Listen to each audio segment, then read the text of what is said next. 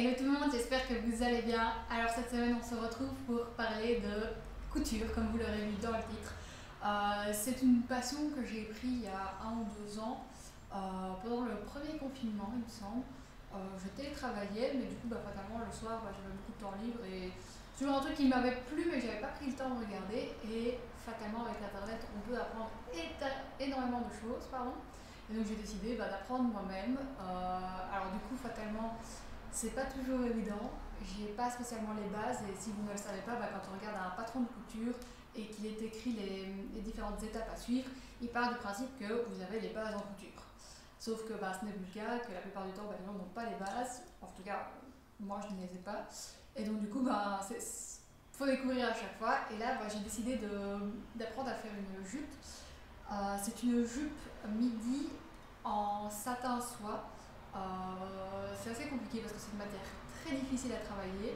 Donc la première fois que j'avais essayé de la travailler, c'était infernal. Et là je me suis dit, j'ai vraiment envie de tester. Et j'avais un rouleau de tissu, je sais pas si vous voyez, il y a le petit bout là, que j'avais acheté. Et du coup j'avais vraiment envie de l'utiliser.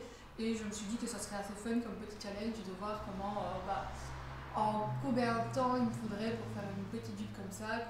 Tout ce qu'on peut apprendre facilement et gratuitement sur internet. J'ai suivi un patron qui est gratuit, que je vous mettrai en barre d'infos. Il y a une vidéo d'une personne qui le coud aussi, en anglais il me semble. J'ai pas suivi tout le patron. J'ai pris le plan de découpe, mais je n'ai pas suivi tout à la lettre parce que je n'avais pas assez d'élastique. Et il était long aussi. Donc voilà la jupe finale. C'est une jupe, je vous mettrai après évidemment les plans où je la couds.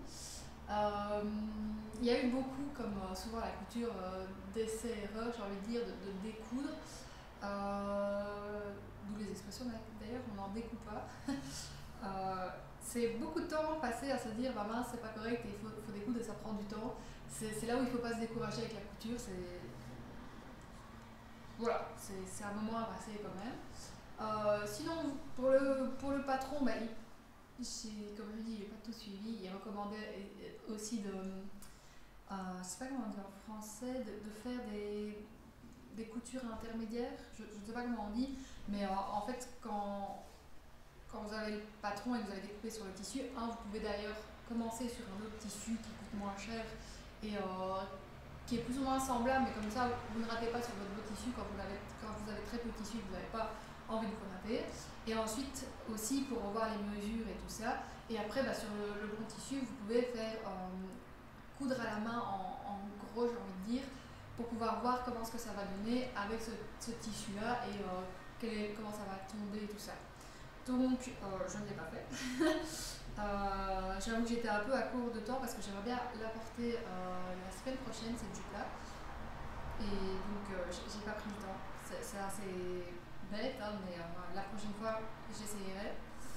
Et je vous laisse avec les différents longs. J'ai imprimé le patron comme vous pouvez le voir, donc il s'agit de plusieurs feuilles A4 qu'il faut découper et assembler. Donc là je découpe un peu les bords, normalement c'est 2 bords sur 4 sauf la première ligne et j'ai pas encore regardé dans quel sens il fallait le mettre mais on va voir ça ensemble, donc je découpe et j'assemble. Caught up in a daydream, I beat my mind up there almost daily. It's how I pass time, no opinions safely. It's how I understand what I want in this place, see. Cause everybody wanna tell you bad things. What could go wrong, what fame brings. But success is a finicky thing, and if you ain't sure, no, it'll never be. I don't wanna let myself down, myself down. I don't wanna let myself down, myself down.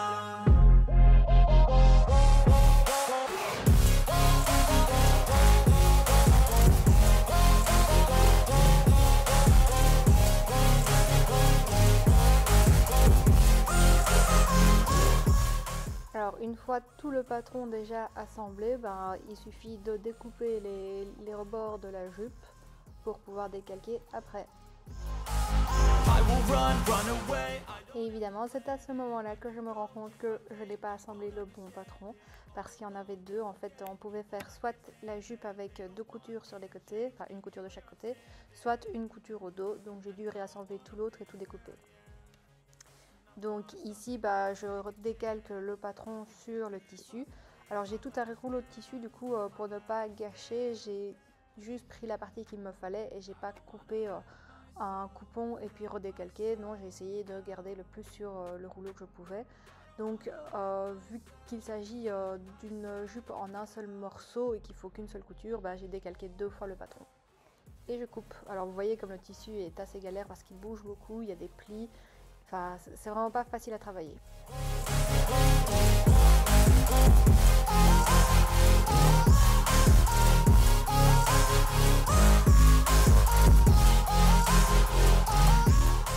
Donc ça y est, je mets le fil jaune qui va avec le tissu dans ma machine. Donc je fais tourner tout le grand fil et après je vais aussi changer l'aiguille pour mettre une toute fine pour justement les textiles fins comme ça.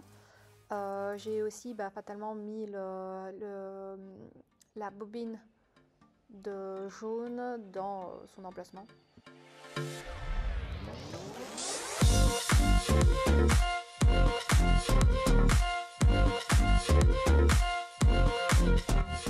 Et je fais évidemment un petit test sur un bout de tissu pour voir comment gérer mes tensions et la distance de mes points. Donc je vais commencer directement la couture sur la jupe. J'ai mis un bout de papier de patron sur le début de la couture afin que le tissu ne se prenne pas dans les rails et pour faciliter le début de couture. Je mesure aussi pour faire une couture à 1 cm du bord. Donc c'est pour ça que je prends mon petit ruban. Et après je couds tout le reste. Donc j'ai mis au début du papier et à la fin aussi, qui s'arrache assez facilement.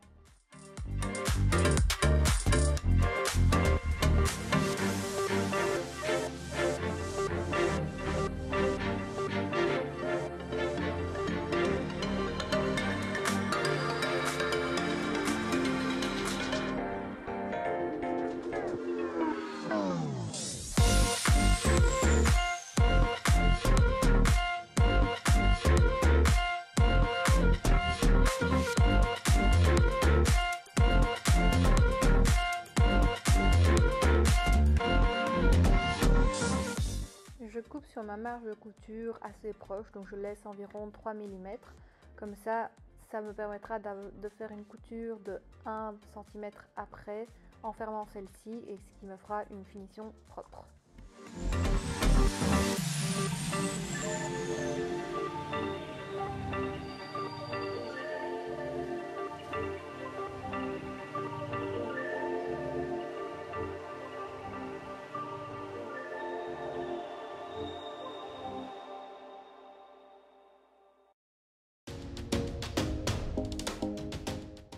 Alors j'ai placé l'élastique autour de ma taille et je l'assemble pour pouvoir le coudre sur la jupe ensuite.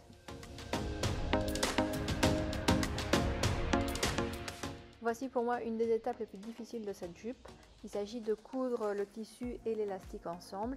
L'élastique est plus petit que le tissu, donc du coup il faut étirer l'élastique pour qu'il se joigne avec le tissu et c'est une étape assez difficile parce qu'il ne faut pas casser l'aiguille en faisant une pression dessus. Petit spoiler, j'ai cassé l'aiguille, évidemment presque à la fin, donc j'ai dû la remplacer et continuer.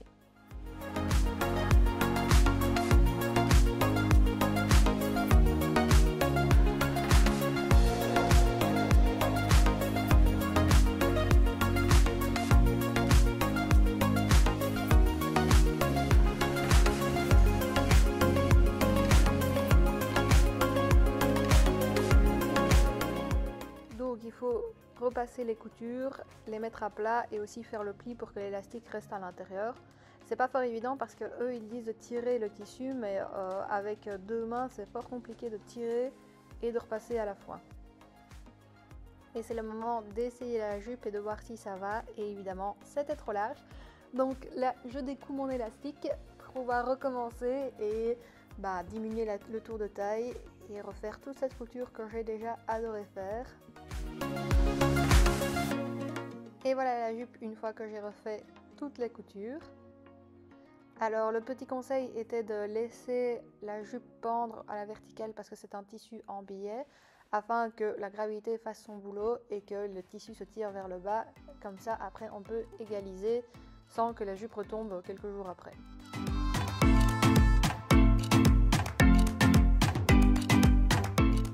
Pour faire l'ourlet, j'ai décidé d'utiliser un pied presseur d'ourlet, donc je fais le petit changement là, et après j'ai décidé de quand même essayer sur un petit bout de tissu afin de voir si c'était évident ou pas. J'avoue que c'était très difficile car l'ourlet est très petit et que le tissu bouge énormément, il est très fin, donc c'est difficile de le faire prendre dans la boucle. C'était une étape vraiment difficile et à refaire, peut-être que je n'utiliserai pas ce pied presseur là, ou en tout cas que je regarderai plus de vidéos sur comment l'utiliser avec un tissu satiné. Et c'est évidemment toujours vers la fin du projet que la bobine se termine, donc j'ai dû rembobiner du fil et replacer toute la bobine.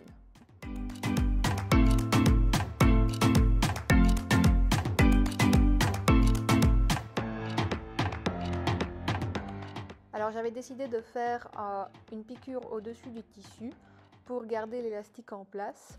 J'avais vu ça dans beaucoup de vidéos sur des jupes en billet comme celle-ci, sauf que j'ai trouvé ça pas du tout joli, ça faisait une sorte d'amas de tissu en haut, c'était pas dans l'optique d'une jupe très fluide, donc j'ai enlevé cette couture. Et voilà le résultat final avec l'ourlet, toute belle jupe très flowy et ready pour le summer. Alors avec le recul, qu'est-ce que j'aurais fait différemment? Peut-être bien prendre le temps de repasser, mais prendre le temps de bien repasser chaque étape. C'est vrai que je repasse, mais je le fais à la va-vite. Et c'est vrai qu'il faudrait peut-être que je passe plus de temps à le faire bien. Aussi bien apprendre à utiliser le pied presseur qui fait l'ourlet. J'ai énormément galéré. Je me dis que c'est aussi le fait que le tissu glisse, donc fatalement il est moins facilement pris dans le pied et le pli se fait moins bien, mais il faudrait quand même que je vois les astuces pour utiliser ce pied là. Après pour le haut, j'ai longtemps hésité à faire une sorte de petite poche où je mettais l'élastique dedans, mais après souvent l'élastique bouge. J'aurais pu le coudre à certains endroits, mais ça se voit vite, donc je l'ai juste cousu là où il y a la couture de derrière, et c'est tout. Mais du coup, ça fait un fini assez fin en haut, et du coup, on aurait eu quelque chose de plus. Enfin, on aurait eu toute une couture là. Je sais pas si j'aurais moins aimé ou pas. Et le tissu est quand même assez fin, mais je ne sais pas comment faire une doublure sans alourdir tout. Et je peux toujours porter une jupette en dessous couleur chair ou un shorty. Donc je me suis dit que c'était pas tellement grave, mais sinon super facile. Le patron était super simple aussi. Il n'y a eu qu'une grosse couture à faire. Et c'est vraiment parce que le tissu est difficile, mais en soi le reste était super simple à faire. Donc si vous voulez commencer, j'ai envie de vous dire, je vous recommande ça, mais peut-être pas avec ce tissu là. Parce que j'ai regardé beaucoup de vidéos pour pouvoir voir comment gérer ce tissu. C'est pas évident, et aussi il y avait beaucoup d'astuces comme par exemple j'ai attendu 24 heures entre le moment où j'avais fini le haut de la jupe et le moment où j'ai voulu égaliser le pas, parce que c'était un tissu coupé sur le biais et du coup il fallait pas que la jupe se détende après 24 heures. Donc j'ai attendu que le tissu j'ai laissé le tissu vertical comme ça, et j'ai attendu que le poids tire le tissu vers le bas, et comme ça il a sa forme finale en bas et j'ai pu faire l'ourlet avec sa forme finale. Mais c'est vrai que de couper en biais, ça donne vraiment un effet flowy, qui est très agréable. Et à voir la finition, je sais pas comment on dit, French seam, couture à la française, je pense pas. Mais du coup, ça fait vraiment quelque chose de propre à l'intérieur. Là où c'est moins propre, fatalement, c'est pour l'élastique. Mais comme je l'ai dit, j'ai pas suivi le patron là-dessus. Donc, je ne sais pas, je pense pas que je referai le dessus. Je pense pas que je prendrai le temps de faire ça, à voir si ça me dérange réellement et si ça s'effiloche. Si oui, je le ferai, sinon il y a tellement de vêtements qui sont moins bien finis que ça que franchement on s'en fout. Et donc voilà, j'espère que cette vidéo vous a plu, elle est vraiment différente, c'est ce que je dis à chaque vidéo.